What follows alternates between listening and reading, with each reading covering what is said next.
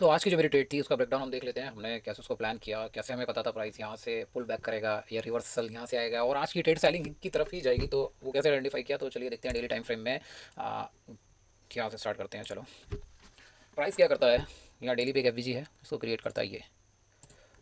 और ये जो कैंडल ने पुल बैक लिया था, ये लिया था डेली का ऑर्डर ब्लॉक और वॉल्यूम इम्बैलेंस। वॉल्यूम इम्बैलेंस नहीं पता तो कमेंट करूँ, मैं बताऊँगा नेक्स्ट वीडियो में। ये देखो, this is the volume imbalance price.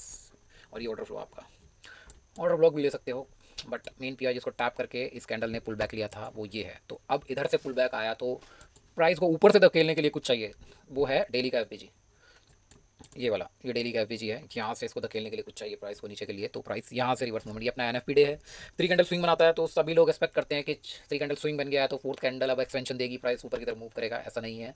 From the very next day क्या होता है, ये कैंडल ओपन होती है और डायरेक्ट यहाँ से फॉल करती है और इस 3 कैंडल स्विंग का जो रूल है उसको डिनाई करती है और फिर वापस जाके यहाँ पे क्लोजिंग दे देती है। तो अब हमारा नेक्स्ट मूव क्या रहेगा ऐसी सिचुएशन में। प्राइस इधर तो टैप हो चुका है, अब जाना किधर चाहता है। तो डॉल अगर देखा जाए, ड्रॉन लिक्विडिटी मेरी ये वाली कैंडल बैठती है, दिस वन या फिर दिस वन। अब प्राइस इस कैंडल की लिक्विडिटी के नहीं गिरेगा। क्यों नहीं गिरेगा, क्योंकि इस कैंडल के जस्ट ऊपर डेली का एफ है, मतलब एक बड़ी लिक्विडिटी हमारे पास है। ठीक है, और अगर देखा जाए तो यहाँ पे एक इन्वर्जन भी है। कितने कंफर्मेशन, 1 2 एंड 3, 3 कंफर्मेशन हो गया। अब ये कैंडल क्या करती है, इसके ऊपर क्लोजिंग देने में फेल हो जाती है। तो ड्रॉन लिक्विडिटी कहाँ, यहाँ पे। अब नेक्स्ट कैंडल क्या करेगी, इसकी लिक्विडिटी लेगी इन दोनों की, इसको टैप करेगी और वहाँ से डाउन कैसे करेगी ये देखते हैं। Next day price open, sorry पूरा कट हो गया। ये प्राइस ने क्या किया, इनकी लिक्विडिटी ली और इस पी को टैप किया। डजेंट मैटर आप उसको कंसिडर कर रहे हैं डेली एफ या inversion, what ever you can consider it, but here is the P जिसको प्राइस टैप करने गया था। ये इसको टैप करता है और ये कैंडल क्या करती है, इन दोनों कैंडल के नीचे ब्रेकआउट क्या करती है, सॉरी क्लोजिंग दे देती है। उस क्लोजिंग देने के बाद नेक्स्ट डे हम क्या करेंगे, हम सुबह उठे एनालिसिस करें, क्योंकि रमज़ान डेज है तो मैं मॉर्निंग थोड़ा जल्दी उठता हूँ, उस टाइम पे मार्केट क्लोज रहता है। तो मॉर्निंग में हम क्या करेंगे, वेट देखो आज का डे मैं दिखा देता हूँ। मेरे को कैसे पता था ये सेलिंग आने वाली है। ठीक है, अब आज क्या होता है मॉर्निंग में जब मैं उठता हूँ तो मैं ये देखता हूँ कि इस कैंडल ने इन सी को टैप करके इन दोनों कैंडल के नीचे जो मेरी ड्रॉन लिक्विडिटी थी क्लोजिंग देता है प्राइस। ठीक है, क्लोजिंग देने के बाद अब मेरा प्लान क्या रहेगा, मुझे एक पी ढूंढना है इसके लोअर टाइम फ्रेम पे। तो पहले मैं 4 ओवर पे जाऊँगा। 4 ओवर पे एक ऑर्डर ब्लॉक है, अगर देखा जाए तो ये जो क्लोजिंग थी ना, ये तो ये यहाँ देखो, यहाँ तो प्राइस आज ओपन हुआ है ना। तो ये जो क्लोजिंग है ये देख रहे हो आप, ये 4 ओवर का ऑर्डर ब्लॉक भी कंसिडर कर सकते हो। अगर नहीं, यहाँ समझ नहीं आ रहा, ऑर्डर ब्लॉक नहीं पता क्या है, वट एवर, देखो 4 ओवर का भी एफ टैप हुआ है। देन मैं स्विच करूँगा थोड़ा और लोअर टाइम फ्रेम पे, 1 आवर पे मैं जाऊँगा। 1 आवर पे मुझे यहाँ पे क्या मिलता है, एक प्राइस यहाँ ओपन होता है एक्चुअल में आज में ना मॉर्निंग में। ये आप कहोगे 11 मार्च तो यहाँ आ रहा है, तो ये मिड नाइट ओपन के बाद आ रहा है इंडियन टाइम के अकॉर्डिंग। यहाँ पे यहाँ ओपन होता है प्राइस। ठीक है, तो price at the time of the opening, जब तक लंदन स्टार्ट नहीं हुआ था, तो ये देखो यहाँ पे एक बी हमें मिल जाता है, इन्वर्जन नहीं बोलेंगे इसको, तो बी हमें यहाँ मिल जाता है, या हाँ इन्वर्जन भी कह सकते हो।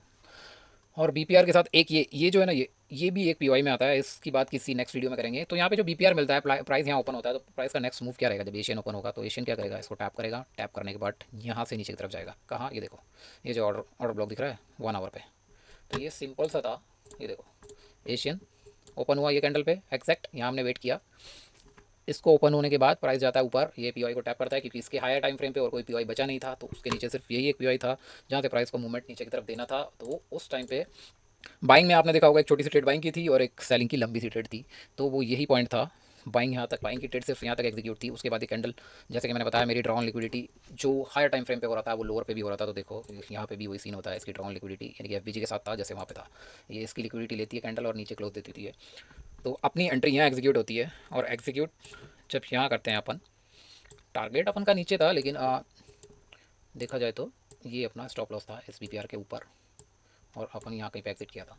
ओके, प्राइस को नीचे तक आना था, मैंने जल्दी ही एग्जिट कर दिया था क्योंकि इवनिंग में सीपीआई था जिसमें ईयर ऑफ ईयर भी डाटा आना था, और तो दैट्स वाई मैंने प्राइस को बीच में ही एग्जिट कर दिया था। तो प्राइस जो है इसी तरीके से मूव करता है, यानी कि P Y to P Y, एक पी वाई से दूसरे पी वाई पे टकराएगा, वहाँ से टकराएगा तो नीचे आएगा, क्योंकि उसको फ्यूल चाहिए होता है ऊपर नीचे जाने के लिए। फ्यूल इन द सेंस, अगर मैं कोई चीज़ सेल कर रहा हूँ तो मेरे सामने बायर भी होना चाहिए, और अगर मैं कोई चीज़ बाय कर रहा हूँ तो मेरे सामने सेल करने वाला भी होना चाहिए। सपोज मेरे को एक लैंड खरीदनी है, तो सामने अगर सैलरी नहीं है तो मैं बाय कैसे करूँगा। तो उसी बिहाव पे प्राइस मूव करता है। एनएफपी डे के बाद जब वो ग्रीन कैंडल बनती है, डेली में जाके दिखा देता हूँ, जब ग्रीन कैंडल एनएफपी डे पे बनती है ये वाली, तो सबको श्योर हो जाता है अब तो प्राइस ऊपर ही भागेगा। एनएफपी नेगेटिव, बहुत ज़्यादा नेगेटिव आया, लेकिन प्राइस क्या करता है, वेरी नेक्स्ट डे पूरा नीचे जाता है पहले, फिर वहाँ से ऊपर आता है। फिर लोग समझते हैं ओ अब तो पूरा बाइंग आनी है क्योंकि इसने रिजेक्शन ले लिया नीचे से, बट यहाँ एक रूल फेल हो गया है, 3 कैंडल स्विंग। ठीक है, और एक्चुअल में प्राइस आ कहाँ से रहा था, इसके बाद नीचे कुछ बचा नहीं है। डेली का ओ भी है, वीकली पे देखो कि कुछ नहीं बचा है, ये एफ भी गया पूरा। तो अब क्या बचा था, अगर इसको वापस नीचे आना है तो ये डेली का इन्वर्जन बोल लो, या फिर ओनली एफ कंसिडर करना है तो यहाँ से ओनली एफ कंसिडर कर सकते हैं उसको। तो यहाँ प्राइस जाएगा, कैसे जाएगा इसने यहाँ क्लोजिंग दी तो अब इसकी अंडर क्लोजिंग हो गई, सबको लगेगा बायस, बायस के अकॉर्डिंग अगर देखें ना आप लोग समझोगे कि अरे ये तो इसके नीचे ही क्लोज देगी तो बायस हमारे डाउन किया है, तो यहीं से सेल नहीं करोगे आप देखोगे नियरेस्ट ड्रॉन लिक्विडिटी कहाँ, ये है ड्रॉन लिक्विडिटी, और ऊपर एक डेली का क्या है आपके पास एफ है, अच्छी खासी लिक्विडिटी है। तो प्राइस क्या करेगा, प्राइस पहले उसकी लिक्विडिटी लेगा, देख रहे हो ये ग्रीन कैंडल ने क्या किया, जाना उसको नीचे ही था, ये बाइंग क्यों आई, इस बाइंग का रीज़न अब पता चल गया होगा, ये बाइंग क्यों आई सेलिंग के पहले, उसके पीछे रीज़न यही था।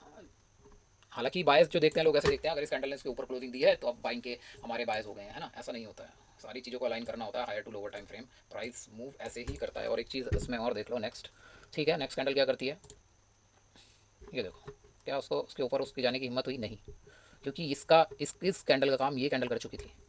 तो अगर वीडियो अच्छी लगी है, एनालिसिस मेरा थोड़ा पसंद आया तो प्लीज़ कमेंट फॉलो थोड़ा सपोर्ट करो।